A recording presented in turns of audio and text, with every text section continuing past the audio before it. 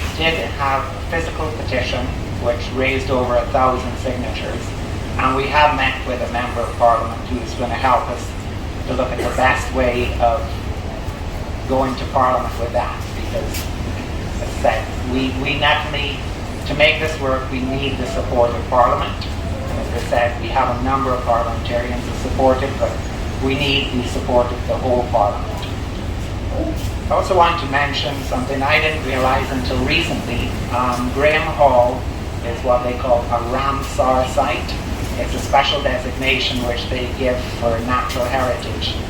And basically, being a Ramsar site is the equivalent of a UNESCO World Heritage Site.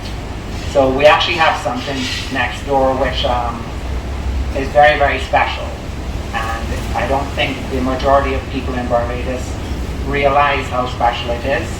And it's really the only significant wetland we have left in Barbados. So even though it's right here in the tourist belt, and there's an awful temptation sometimes to just drain the swamp and put down condominiums, that's not something that we would like to see.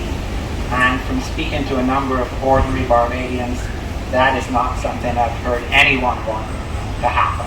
So, how we seek to address this? Partnerships. It's absolute key to making sure all of the examples, international examples of successful conservation areas being created, especially recently, are done through partnerships. There's no other way to do it.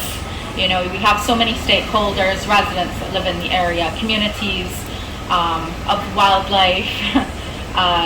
We've got, you know, the business communities, the government that manages the areas sometimes owns part of it, the private sector that sometimes owns part of it. So partnerships is the key moving forward in how we are to work together to make these things happen. And we are and have reached out to all of those entities that I've spoken about so that we can start that process. So I have a formal list, but I'm just going to go ahead and we can look at some pretty pictures of the sites that we're looking at proposing for conservation.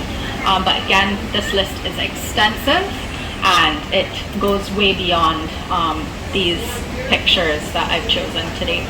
So Long Pond, I would say, is probably our first conservation area to tackle. It's the one we've been working on the longest, that Robin's been working on the longest. There has been a lot of work done there already, and we are working with the community as well as all of the stakeholders already on the ground to make this conservation area happen.